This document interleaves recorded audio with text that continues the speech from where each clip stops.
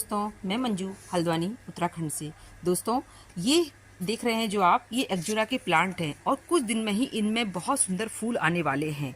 सभी के एग्जोरा प्लांट जो होते हैं डोरमेंसी में अधिकांश जाते हैं। देखिए इस तरह की बड्स फॉर्मेशन होने लगी, तो समझ जाइए कि आपका प्लांट कह रहा है कि मुझे कुछ समय के बाद अब फूल आने वाले हैं। तो इसकी बहुत अच्छी हम केयर करेंगे। मेरे एग्जोरा में सब ने देखा होगा कि जिन्होंने मेरे रेगुलर व्यूअर्स हैं कि कितने फूलों से भरे रहते हैं। मेरे को ये बहुत सालों से पुराने प्लांट हैं, नए प्लांट लाए हुए नहीं है। इस प्लांट की एज 5 से 6 साल हो गई है। ये देखिए इनकी ब्रांच से आपको मालूम पड़ जाएगा। तो अभी जो है इनको रेस्ट करने दिया गया था, इनको कोई छिड़खानी नहीं करी थी, ज़्यादा इनकी गुड़ाई नहीं, ज़्यादा इनमें पानी नहीं, ज़्यादा इनमें फर्टिलाइजर नहीं। ये सब काम विंटर में इस तरह से करना पड़ता है। पर अब जो है इस समय हमने एग्जोरा में ये सब काम जरूर करेंगे, जिससे कि एग्जोरा हमें गर्मी शुरू होने से लेकर सर्दी आने तक खूब फूल देते हैं और ढेरों फूल आते हैं। एक फूल की लाइफ भी बहुत अच्छी रहती है, पर इसके लिए आपको बहुत अच्छी केयर करनी चाहिए।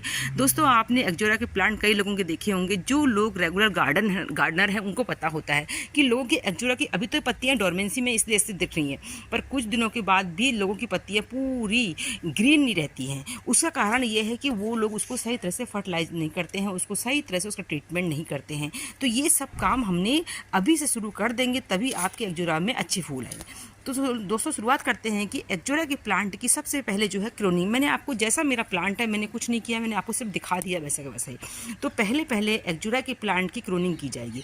क्लोनिंग करते समय दोस्तों इस बात का ध्यान रखें, आपका प्लांट पॉट पर लगा है तो उसकी बहुत हार्ड क्लोनिंग नहीं की जाती, क्योंकि एग्जोरा बहुत धीरे धीरे बढ़ने वाला प्लांट है। इसकी एकदम बहुत तेज स्मूथ वो नहीं होती। तो प्लांट को सेफ में रखने के लिए मात्र जो है इस तरह की जो ब्रांच है इनकी क्लोनिंग कर दूंगी मैं, जिससे कि प्लांट हमारा घना हो जाएगा। और आपका अगर प्लांट में एक दो ही ब्रांच है, आपने उनको ही कट कर दिया तो आने में बहुत समय लगेगा। तो इन चीज़ों का आप विशेष ध्यान रखें।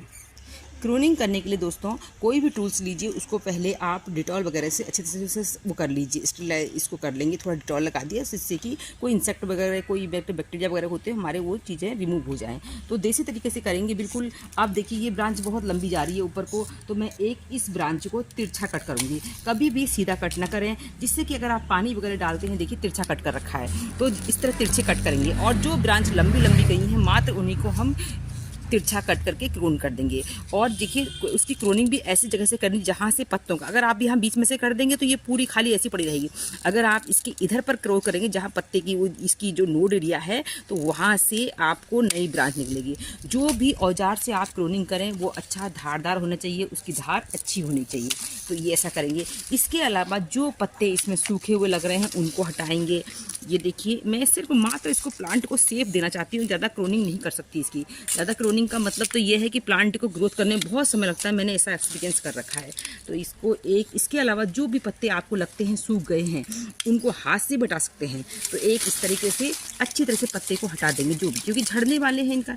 तो लगा कि प्लांट देखिए अभी और मांग रहा है क्लोनिंग, तो यहाँ से फिर क्लोनिंग कर देती हूँ, ज़्यादा नहीं करूँगी। बस इस प्लांट की हो गई। मेरे पास 2 कलर हैं, ये कलर लाइट पिंक है और ये कलर मेरा रेड कलर का है। तो इसी तरीके से पहले तो इसमें जितने पत्ते झड़ते हैं वो झड़ा देंगे।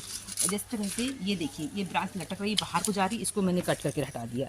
इनको ब्रांच को दोस्तों आप कटिंग भी ग्रो कर सकते हैं। इस समय इनकी कटिंग भी ग्रो होती है बहुत अच्छी तरीके से। इस तरीके से सारे पत्ते जो झड़ने वाले हैं वो हटाएंगे, जो पत्ते बीच में फंसे हैं उनको हटाएंगे। इसको बहुत अच्छी तरीके से केयर करेंगे तभी आपको अच्छे फूल बाद में मिलेंगे।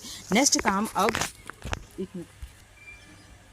दोस्तों ये देखिए, अब इसको मैंने क्लोनिंग करने के, अब हम इसके नीचे वाले पोर्शन में आते हैं जहाँ हमने काम शुरू करने। कोई पत्ते दिख रहे हैं मैं उनको भी बिठा रही हूँ। ये देखिए प्लांट ऐसी पोजीशन में रखा रहता है, कभी चाय पत्ती भी डाल दी होगी मैंने इसमें जो है, और इसके बाद ये बीड्स वगैरह उगे रहते हैं। अब हम क्या करेंगे, ये आपका इस प्लांट को बहुत ज़्यादा रिपोर्टिंग पसंद नहीं होती है। रिपोर्टिंग जो है इसमें बहुत पुराना आपका लगता है, रूट बाउंड हो गया तभी करें। एग्जोरा जो है देखिए, जैसे मेरा ये 4 से 5 साल का है, तो ये बड़े पॉट में एक जो है बेस्ट बटेटे में ही लगा है। ये फिल्टर का ही जो पार्ट है ऊपर का होता है वो है। मेरी सॉइल देख लीजिए आप, सॉइल तो हमेशा मेरी अच्छी रहती है। ये देखिए कितनी अच्छी सॉइल बनी है। अगर आपको प्लांट को रिपोर्टिंग की ज़रूरत है तो आप रिपोर्टिंग करिए, नहीं तो मेरे को तो अभी रिपोर्टिंग करने की इसमें आवश्यकता महसूस नहीं हो रही है। तो इस तरीके से इसकी गहरी गहरी गुड़ाई करेंगे, जो एक्स्ट्रा रूट्स हैं वो कट जाएं। इस तरह से देखिए सॉइल वैसे ही बहुत अच्छी बनी हुई है मेरी। तो इस तरीके से इसमें कुछ दिनों में आप देखेंगे मेरे इस एग्जोरा में कितने फूल आते हैं। बहुत ज़्यादा फूलों से ये मेरे एग्जोरा जो हैं भर जाते हैं और मन खुश कर देते हैं कि जैसे पॉट, ऐसा कमी का एहसास नहीं होता कि मैंने प्लांट जो है ज़मीन में नहीं लगाया है। तो इस तरीके से मैंने खूब इसकी गहरी गुड़ाई कर दी है। देखिए कोई रूट्स भी ऐसे दिख नहीं रही, क्योंकि इनकी रूट्स जो होती हैं इतनी ज़्यादा डेवलप नहीं होती, इसलिए इसको बहुत ज़्यादा मैं इसलिए रिपोर्टिंग करना पसंद नहीं करती हूँ। तो पहले से इसमें जो मैंने पत्ते वगैरह जो गिरे हैं उनको उठा लिया, सफाई कर दी इसके पत्ते अच्छे से सफाई करने के बाद दोस्तों इसमें हम अब आई बात इसको खाना देने की। खाना देना यानी इसको फर्टिलाइज़र करना।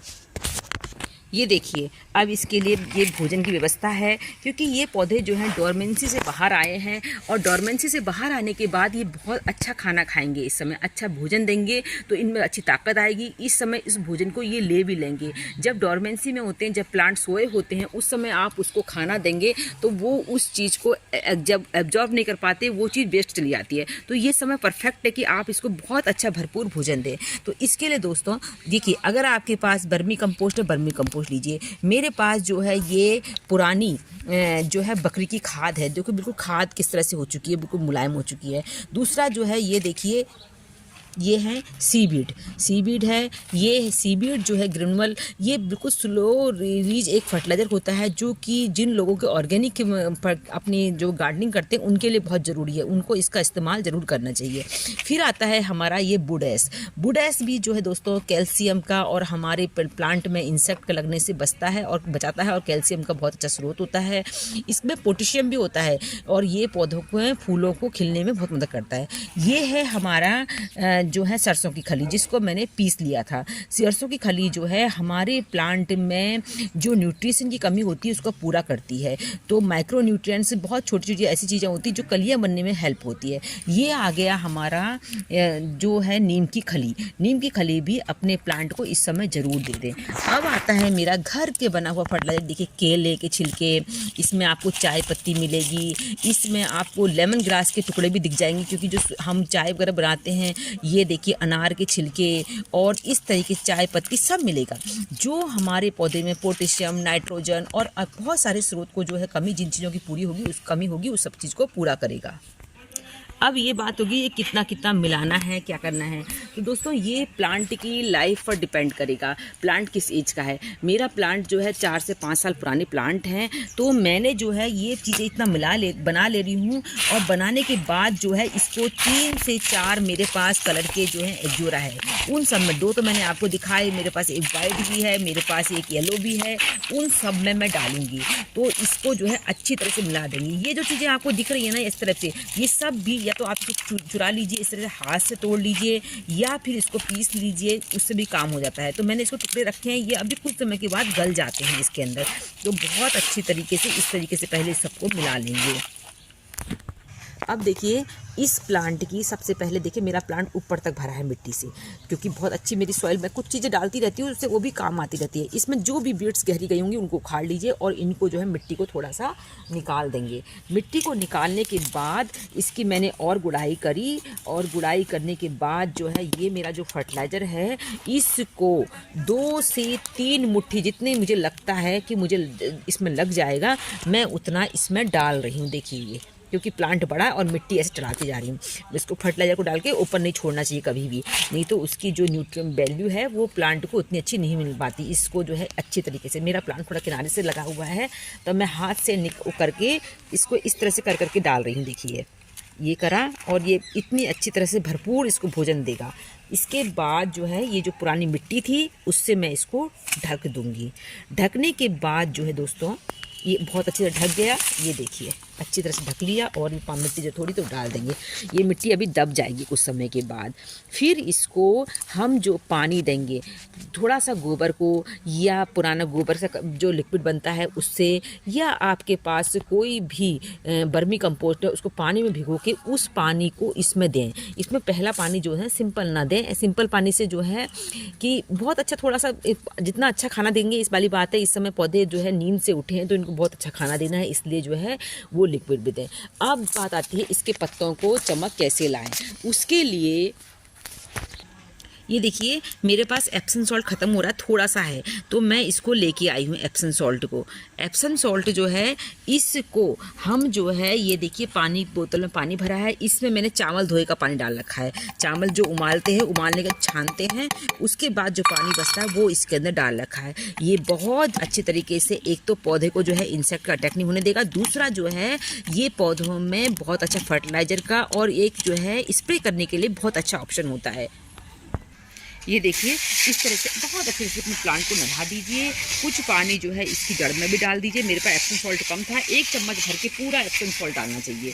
वो एप्सम सॉल्ट जो है इसमें नई नई पत्तियाँ आने में बहुत हेल्प करता है। तो इस तरह का ट्रीटमेंट आप अपने प्लांट के साथ करिए, कुछ दिनों में देखेंगे आपके प्लांट भी बहुत अच्छे फूल देंगे। मेरे एग्जोरा के लास्ट ईयर के फ्लावर देखिए, जिसने वीडियो रेगुलर देखते हैं उनको पता है मेरे एग्जोरा में कितने फूल आते हैं। तो उम्मीद करती हूँ आज की जानकारी आपको पसंद आई होगी। फिर मिलते हैं किसी दूसरे वीडियो में, तब तक के लिए नमस्कार।